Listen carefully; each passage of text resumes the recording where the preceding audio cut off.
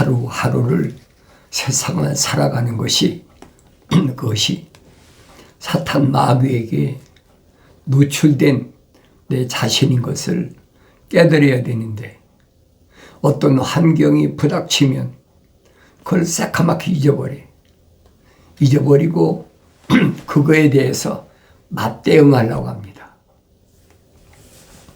근데 성령께서는 깨닫게 하시는 거예요. 하나님이 원하시는 것은 그런 것이 아니다. 하나님의 아들이 선포하신 것처럼 누구한테 선포했습니까? 바요나 시몬에게 선포하시잖아요. 세상 사람들이 하나님의 아들인 나를 누구라고 하느냐 물으셨을 때 시몬이 대답하지요. 주는 그리스도 곧 살아계신 하나님의 아들이십니다. 아들이라는 거, 하나님의 아들, 살아계신 하나님의 아들이십니다. 아무도 상상하지 못한 대답이잖아요. 유대인의 선생, 바리새인들이나 사두개인들이나 아니면 서기관들이나 아무도 상상할 수 없는 그런 대답을 하는 거예요. 그때 하나님의 아들이 뭐라고 말씀하십니까? 바요나 시몬아, 내가 그렇게 대답할 수 있는 것은 혈과 육이 너로 하여금 알게 해서 내가 그런 대답을 한 것이 아니라는 거예요. 그럼 뭐냐? 하늘에 계신 내 아버지께서 너로 하여금 그렇게 대답하도록 알게 하셨다. 하늘에 계신 하나님의 아버지께서 바요나 시몬에게 언제 말씀하셨다고 성경에 기록됐습니까? 기록이 없잖아요. 성경에 기록이 안 된 것은 없는 거예요. 억지로 더하고 빼고 사람들이 그럴듯하게 그렇게 두드려 맞추는 것이 아니에요. 하나님의 아들이 선포하시잖아요. 하늘에 계신 내 아버지께서 너로 하여금 알게 하셨다. 이 말씀은 시몬의 마음, 시몬의 속에, 육신 속에 하나님의 거룩하신 사랑의 생명이 들어왔다는 얘기예요. 그러니까 이제부터 너는 돌이다. 페트로스. 가장 중요한 부분이 여러분 기억하셔야 돼요. 2000년 전에 내가 하나님의 아들로 선택받았을까? 하나님의 아들이 날 선택하셨을까? 날 비춰봐야지요. 사람들은 뭐 이렇게 저렇게 수근수근하고 그러잖아요. 근데 시몬은 정확하게 대답하잖아요. 주는 그리스도 곧 살아계신 하나님의 아들이십니다. 어떻게 알았을까? 그래서 하나님의 아들은 성령 충만한 하나님의 아들은 성령으로 잉태해서 나사렛인 동네에서 30년 동안 성장해서 요단강가에서 침례 요한으로부터 침례 받으실 때 하늘에서 비둘기 같은 성령이 임하셨다. 이는 내 사랑하는 아들인데 기뻐하는 자라. 그 하나님의 아들이 가르쳐 주신 거예요. 그러니까 너는 지금부터 돌이다. 페트로스. 그럼 내가 누군가 알아야 될 거 아닙니까? 그 돌은 왜 돌이냐?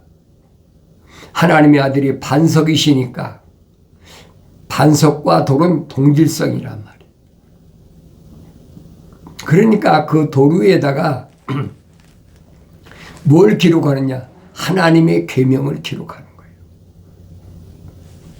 마치 모세가 시내산에 올라가서 40일 동안 물도 마시지 않고 빵도 먹지 않고 그리고 불을 다스리는 천사를 통해서 돌판에 십계명을 기록했잖아요.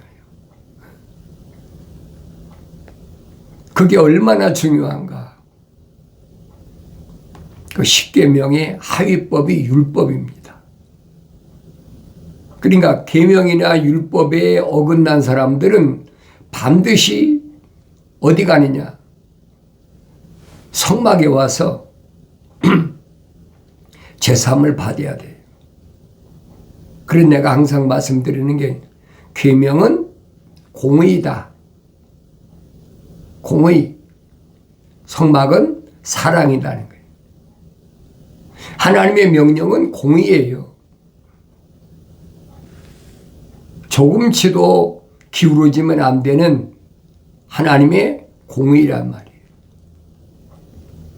그 공의에 기울어졌을 때는 성막에 와서 제사함을 받아야 돼. 그 십계명의 하위법이 율법이 613가지. 누구만 해당됩니까? 출애굽한 사람만 해당되는 거예요. 출애굽한 사람이 아니면 해당됩니까? 안 되잖아요. 출애굽한 것은 이스라엘 민족만 출애굽한 게 아니잖아요. 히브리인들 집에서 뭐 종살이하는 사람이나 또 하인 노릇하는 사람이 뭐 마찬가지지만은 그들도 같이 출애굽했단 말이에요.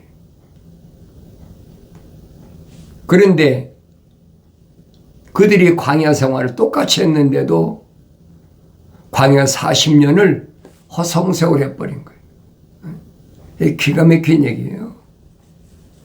대충 알아 넘길 사건이 아닙니다. 출애굽한 이스라엘 백성이 광야 40년이란 세월은 얼마나 소중한 시간인가. 왜? 완성돼야 되니까.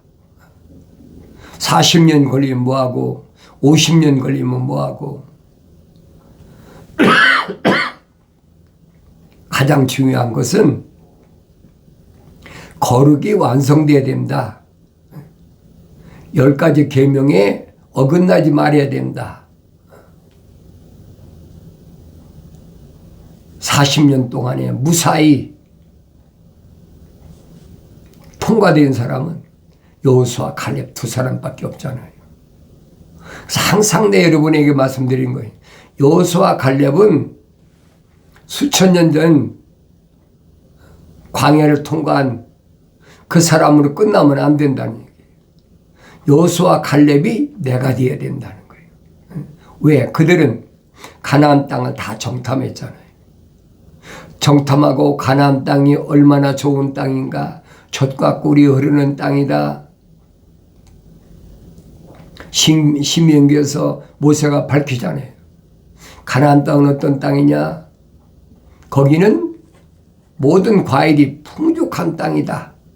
뭐 무화과나 아니면 석류나 갖가지 과일나무들이 풍성하잖아요. 또 돌 하나도 일반 돌이 없어요. 거기에는 철과 노수로 된 광석이라고 그러죠. 가득한 곳이. 그래서 성경에는 젖과 꿀이 흐르는 땅이다.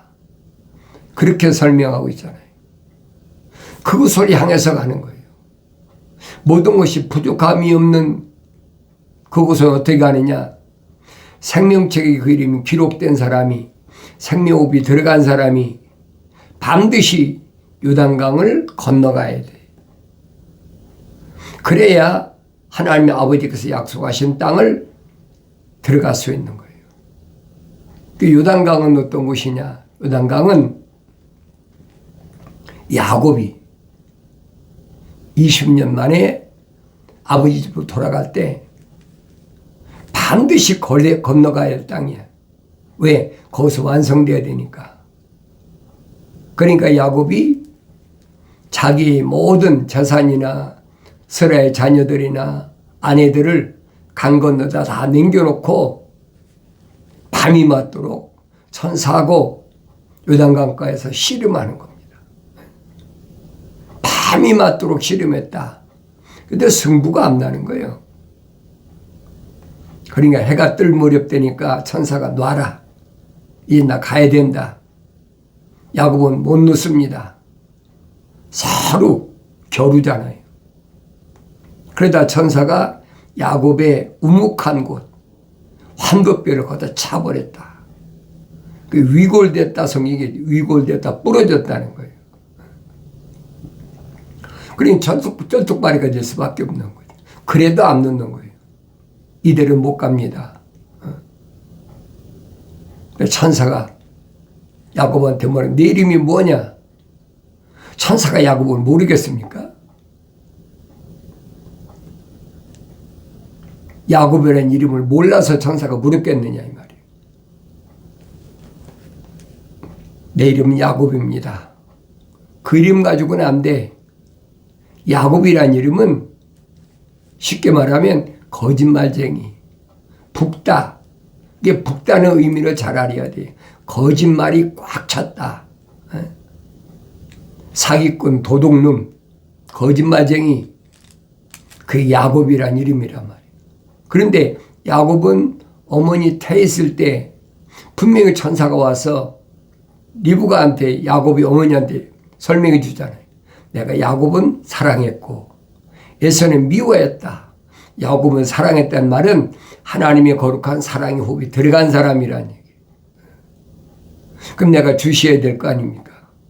왜 모세가 사도 바울이 성령 받고 눈이 열렸을 때 엄청난 고민했는데 무엇 때문에? 자기 형제들 동족들이 멸망당할 것이 보이니까. 그러니까 그때 마음속에는 무슨 마음을 가졌느냐? 차라리 내 한 몸이 희생돼서 내 형제나 동족들이 영생할 수 있다면 자기는 그런 것을 택했겠다 이 말이에요. 그런데 하나님 말씀을 자세히 상고해 보니까 하루 이틀이 아니잖아요. 상고해 보니까 하나님 말씀이 헛되지 않았다라는 거예요. 이게 무슨 말이냐? 하나님 말씀은 빠진 것이 없다. 부족한 것이 없단 말이에요. 이스라엘에서 난 자가 다 이스라엘이 아니다. 이스라엘은 야곱 한 사람의 이름이에요. 거룩한 자. 천사가 묻고 야곱에게 새로운 이름을 주잖아요. 그 이름 가지고는 안 돼. 그 이름 가지고 가면 너는 내 형 에서한테 죽어. 그러니까 이제부터는 이스라엘이라 하라. 이스라엘이란 이 말을 올바로 잘 하셔야 돼요. 이스라엘이란 하나님의 거룩한 사랑의 생명호흡이 들어온 거룩한 자라는 거예요. 하나님 아버지의 거룩하신 창조주에 숨이 들어갔는데, 호흡이 들어갔는데, 하늘 아래서 무엇이 이기겠느냐, 이 말이에요. 이길 수가 없는 거예요. 그걸 모르잖아요.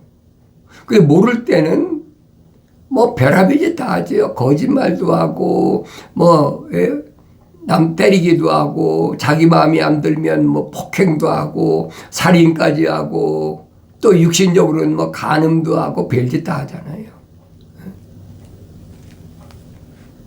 깨닫고 나면 나는 이스라엘이야. 이제는 야곱이라는 이름 떼버려. 이스라엘이야. 성경은 뭐라고 말씀하고 있느냐? 야곱이라는 이름은 지렁이 떼 이름이라는 얘기. 그 이유가 돼서요. 지렁이 떼 이름이고 20년 만에 아버지 집에 돌아올 때는 이제는 매미가 되는 거죠. 다시 나는 거예요. 주님이 그 말씀하고 계신 겁니다. 난 누군가 하나님을 찬송해야 될, 하나님께 찬양으로 영광 돌려야 될 그런 피조물이라는 것을 깨닫게 해주는 거예요.